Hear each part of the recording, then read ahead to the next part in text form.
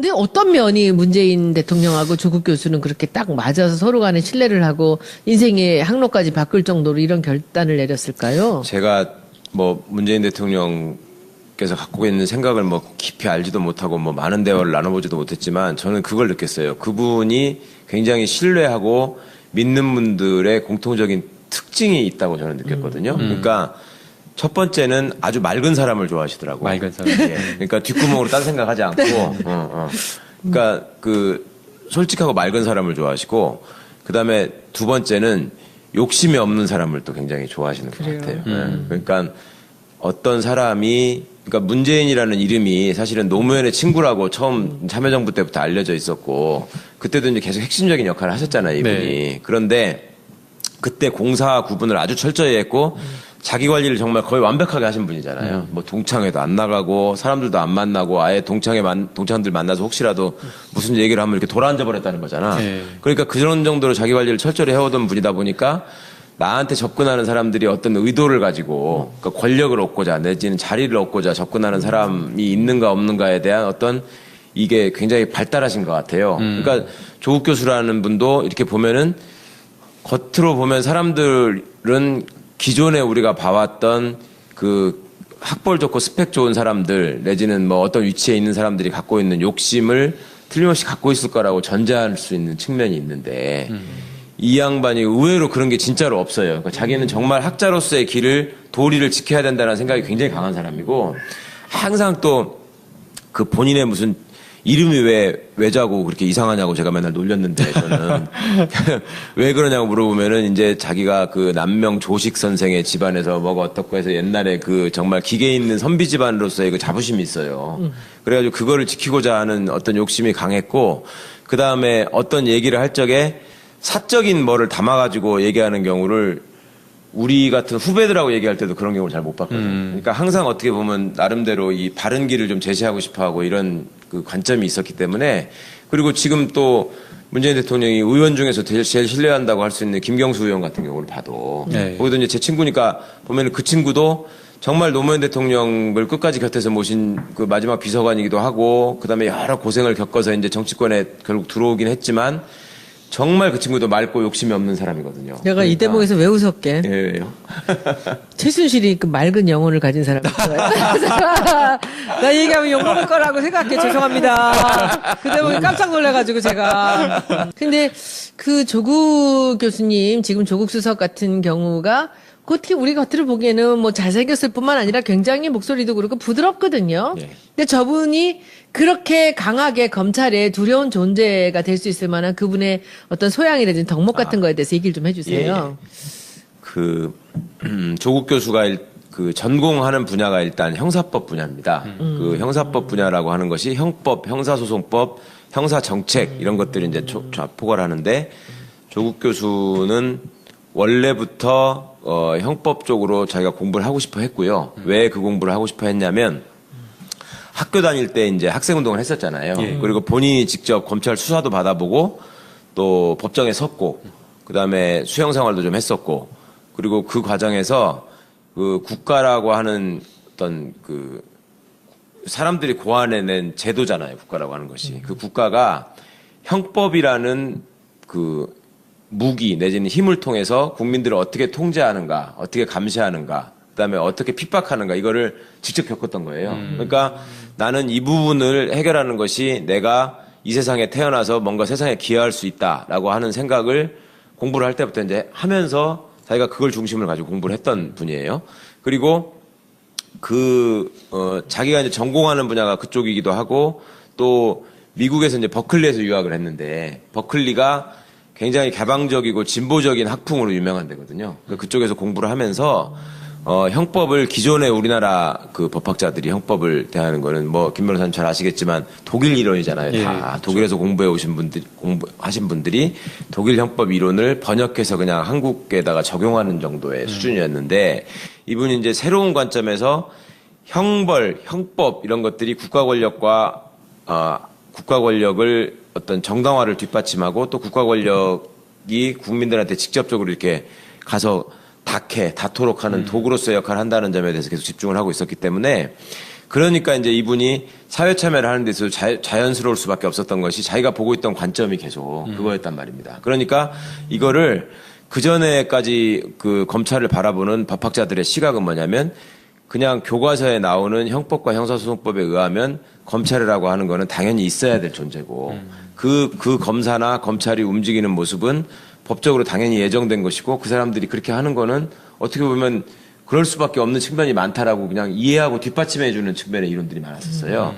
그런데 조국 교수는 그게 그런 관점에서 보는 게 아니고 국가가 검사라는 어떤 직종, 직책을 가지고 국민들을 어떻게 통제하고 감시하는가의 관점에서 주로 봐왔기 때문에 이게 이제 형법 이론적으로도 그렇고 검찰의 실제 운용과도 그렇고 개선하고 고쳐야 될 점을 학문적으로 계속 들여다보고 있었거든요. 그러니까 검찰 실무에 대해서 밟을 수밖에 없고 본인이 그걸 계속 관심을 갖고 있었기 때문에 검찰 법무부가 운영하는 각종 위원회에 굉장히 많이 참여를 했었습니다.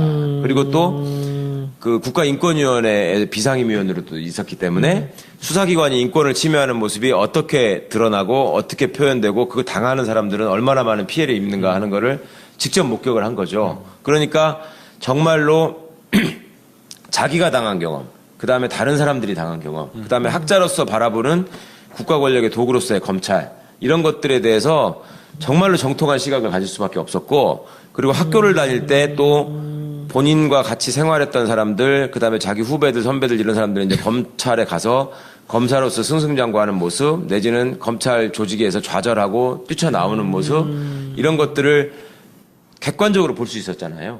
그러니까 그 내부에서 보는 사람들은 아무래도 한계가 있는데 외부에서 그거를 여러 각도에서 관찰할 기회가 있었기 때문에 검찰도 사실은 조국 교수의 존재에 대해서 그전부터 잘 알고 있었고 이분의 관점을 알고 있었으니까 한편으로는 조국 교수한테 계속 검찰과 법무부가 자문을 구하는 입장이었지만 한편으로는 이분이 우리를 속속들이 알게 되면은 우리한테도 부담이 될 수 있다라는 생각을 이 사람들도 하고 있었어요.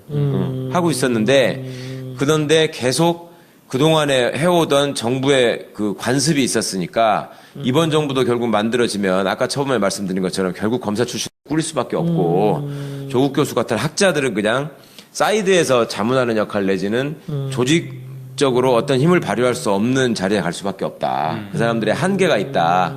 이런 것들에 대한 막연한 기대가 있었던 거죠. 그리고 우리 김 변호사님이 정말 잘 아시는데 그 신현수 변호사님만 해드려도 이제 검찰 출신이니까 그분이 굉장히 훌륭하고 개혁적인 분임에도 불구하고 결국 검사로서의 한계를 못 벗어날 것이다라고 하는 기대가 있었는데 이게 그냥 한 방에 확 무너져 버리니까 몇 시간 사이에 그러니까 이 사람들 입장에서는 정말로 뒤통수를 맞았다는 생각을 했던 거고요. 소위 말하는 멘붕.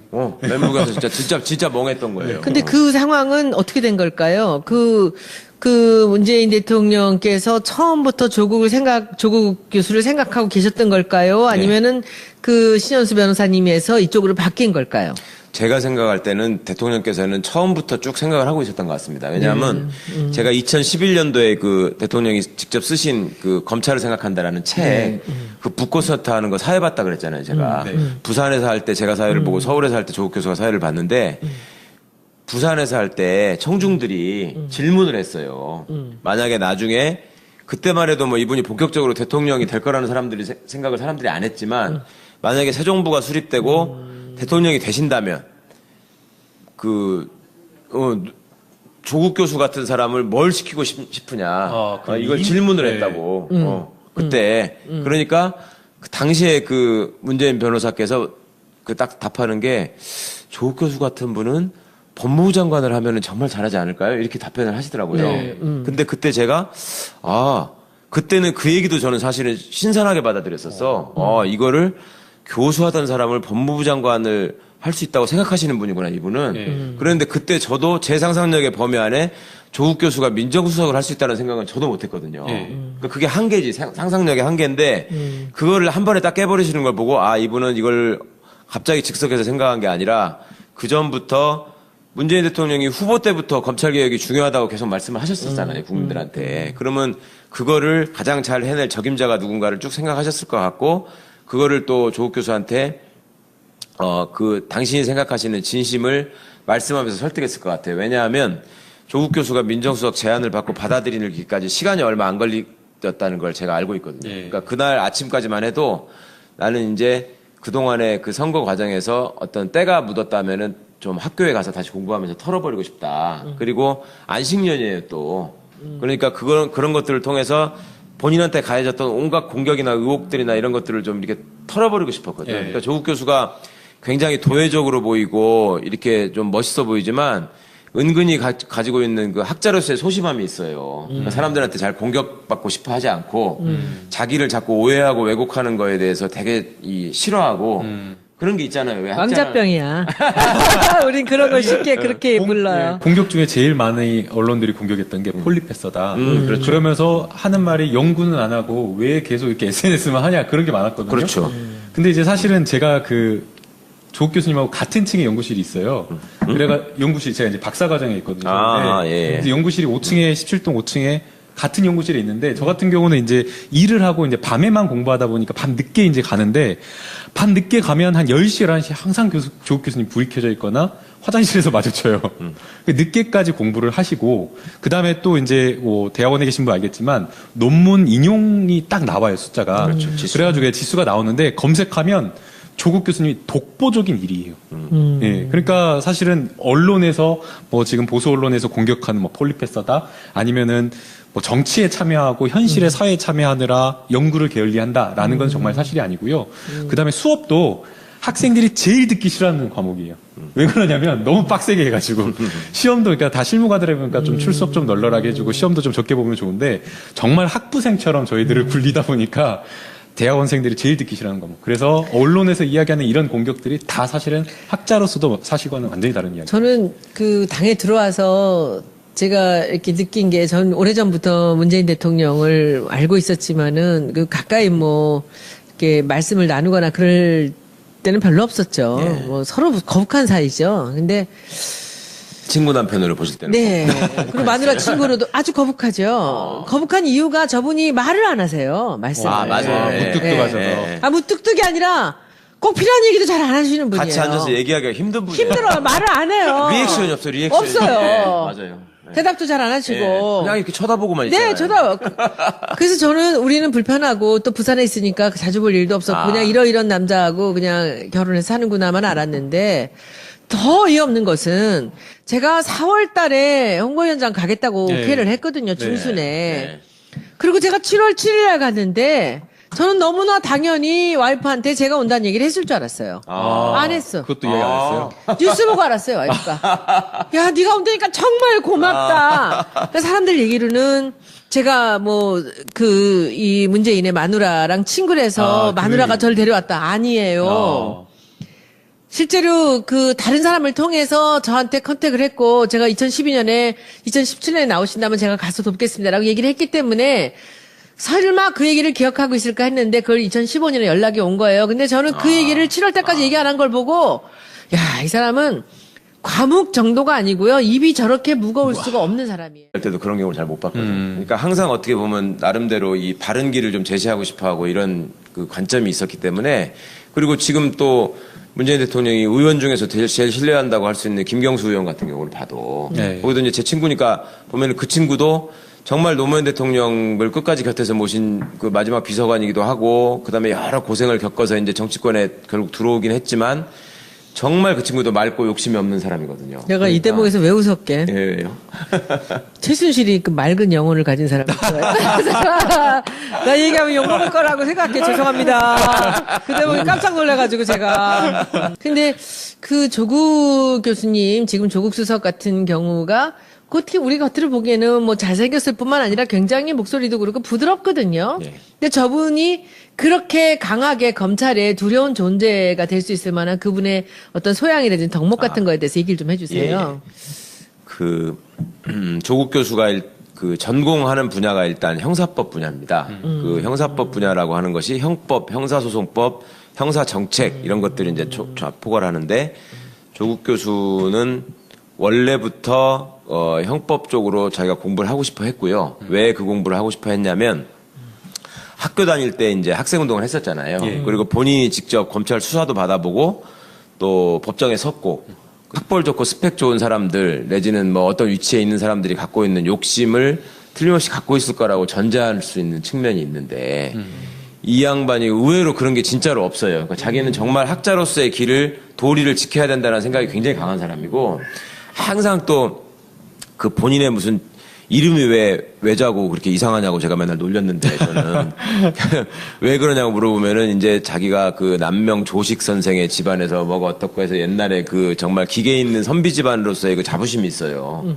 그래가지고 그거를 지키고자 하는 어떤 욕심이 강했고 그 다음에 어떤 얘기를 할 적에 사적인 뭐를 담아가지고 얘기하는 경우를 우리 같은 후배들하고 얘기할 근데 어떤 면이 문재인 대통령하고 조국 교수는 그렇게 딱 맞아서 서로 간에 신뢰를 하고 인생의 항로까지 바꿀 정도로 이런 결단을 내렸을까요? 제가 뭐 문재인 대통령께서 갖고 있는 생각을 뭐 깊이 알지도 못하고 뭐 많은 대화를 나눠보지도 못했지만 저는 그걸 느꼈어요. 그분이 굉장히 신뢰하고 믿는 분들의 공통적인 특징이 있다고 저는 느꼈거든요. 그러니까 첫 번째는 아주 맑은 사람을 좋아하시더라고요. 맑은 사람. 예. 그러니까 뒷구멍으로 딴 생각하지 않고, 그러니까 그 솔직하고 맑은 사람을 좋아하시고, 그 다음에 두 번째는 욕심이 없는 사람을 또 굉장히 좋아하시는 것 같아요. 예. 그러니까 어떤 사람이, 그러니까 문재인이라는 이름이 사실은 노무현의 친구라고 처음 참여정부 때부터 알려져 있었고, 그때도 이제 계속 핵심적인 역할을 하셨잖아요, 이분이. 네. 그런데